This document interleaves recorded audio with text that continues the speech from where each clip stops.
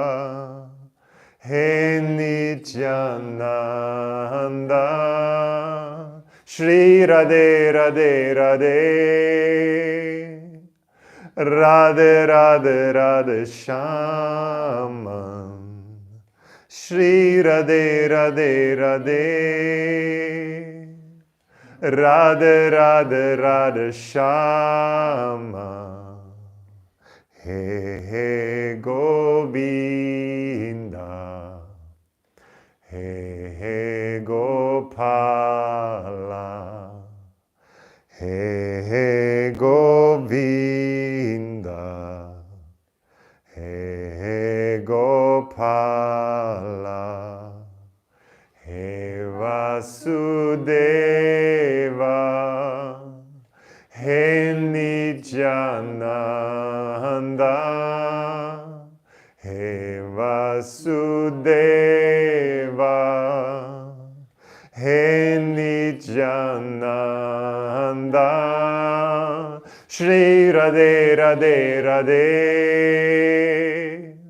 Radhe Radhe Radhe Shyama, Shri Radhe Radhe Radhe, Radhe Radhe Radhe Shyama, He He Govinda,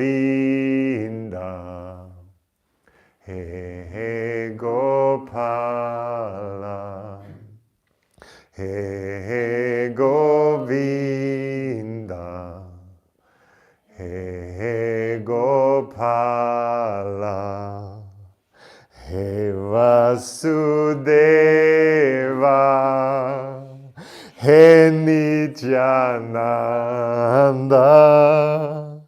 He Vasudeva, He Nityananda, Shri Radhe Radhe Radhe, Radhe Radhe Radhe Shyama, Shri Radhe Radhe Radhe, Radhe Radhe Radhe Shyama, He He Govinda, He He Gopala, He He Govinda, He He Gopala, He Vasudeva, He Nityananda, He Vasudeva, He Nityananda, Shri Radhe Radhe Radhe, Radhe Radhe Radhe Shyama, Shri Radhe Radhe Radhe, Radhe Radhe Radhe Shyama, He He Govinda, He He Gopala, He He Govinda, He He Gopala.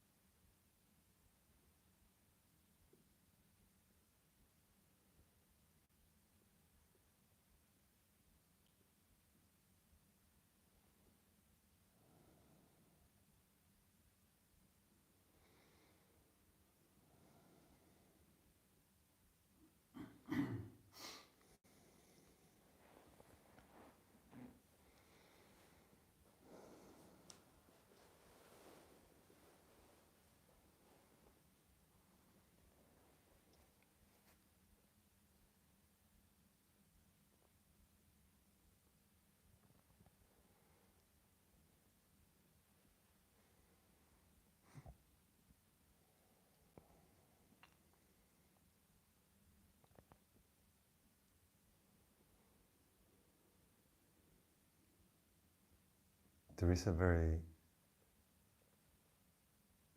simple thing that holds a lot of the qualities of the Dharma, of the laws of the universe. And that is gratefulness, to give thanks. Because gratitude is the opposite of victimhood, desire, all these things that gives the feeling of lack. When we give thanks, we just enjoy the happiness of all that we have received. If it's small or big, we give thanks. And in gratitude, there is this embrace. Because gratitude doesn't want more. There is contentment. And there is a deep underlying understanding that everything has been given to us. This body will come with nothing and leave with nothing. So we just borrow some things in between.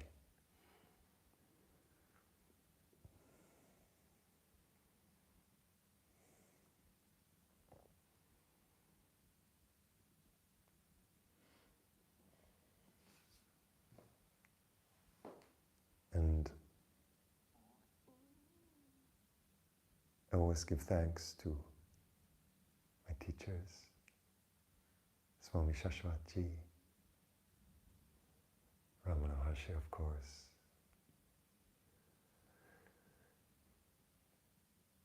Nisargadatta Maharaj, Ananda Mayama, Dattatreya,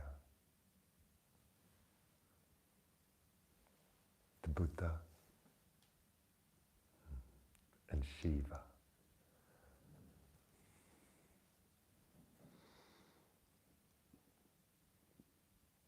You don't know how they come into your life, but they do suddenly.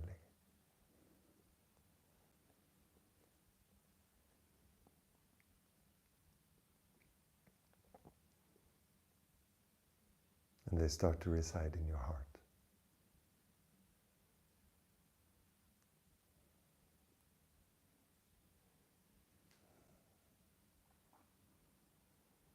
And I want to thank you for your courage and your attention.